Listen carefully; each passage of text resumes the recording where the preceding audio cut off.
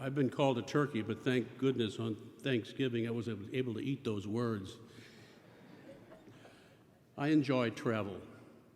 I am very blessed to have had the opportunity, due to my career experience, to have traveled to over 100 countries on 7 continents. Planning for a trip is not only necessary, but can be almost as exciting as the trip itself. I reserve flights and hotels, pack for weather and events, study cultures and sites, and prepare visas and currency.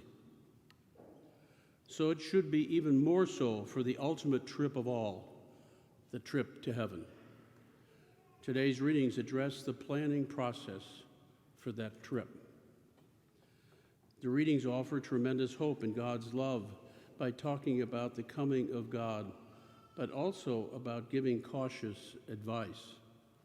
The subject is appropriate since today is the first day of the new liturgical year, the Church's equivalent of January 1st.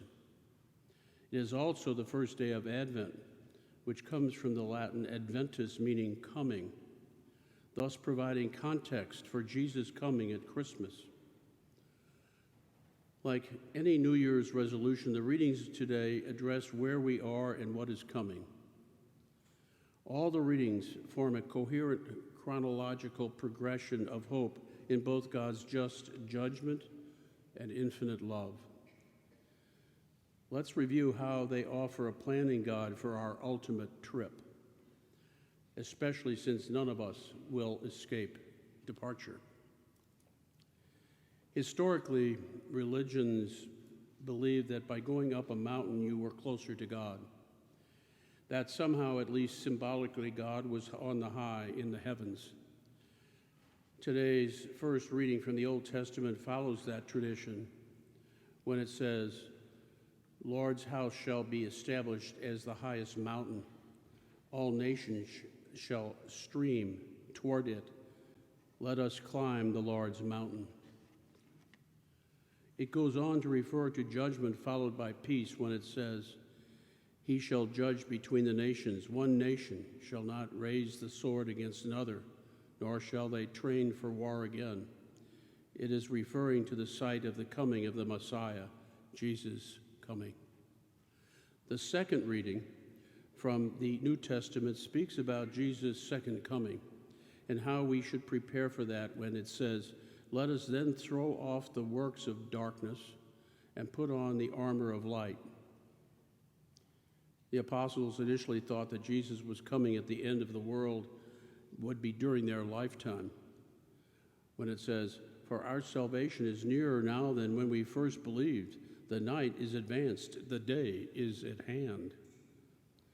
Regardless of when the end is certainly nearer, we notice that the focus is less on the physical and external world of mountain images, but on the internal world of our choices and behavior. It focuses on the internalized encounter of God for our planned trip. The truth is that we don't know when the end is coming, as Jesus so explicitly says in today's gospel, quote, "Stay awake, for you do not know on which day your Lord will come."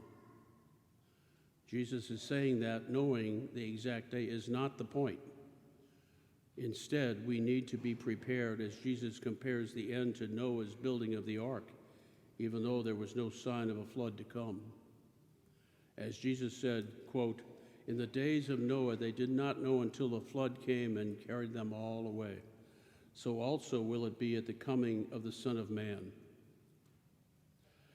Our flight might be delayed, but our departure is inevitable. In order, the 3 readings call for first, God to give peace, swords to plowshares. Second, God to change us internally, darkness to light. And third, God to awaken us to the coming of Christ. This describes evolutionary process of love. One person who strongly believed in both physical and spiritual evolution was Jesuit priest Father Teilhard de Chardin.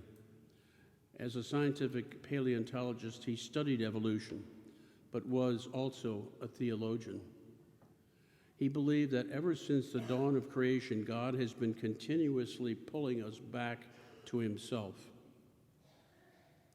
Teilhard essentially had a unified theory of Christ-centered evolution, namely that the warmth of God's love is always drawing us to himself. He said, quote, "When God has gathered everything together and transformed everything, he will close in upon himself and his conquests, thereby rejoining in a final gesture the divine focus he has never left."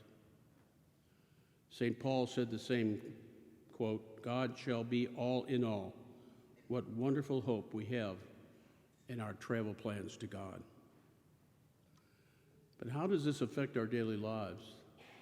What if we see a person on the street corner carrying a sign saying, "Repent, the end is near," or "the end is in 12 years"? Do we do as the gospel says and just remain vigilant during the evolutionary process of our journey? But how do we do that? How do we apply Teilhard's seemingly esoteric concepts of the hope of God's love? Perhaps we should readdress our attitudes in light of the one thing we are sure of, that God will be there for us and have compassion and love for us.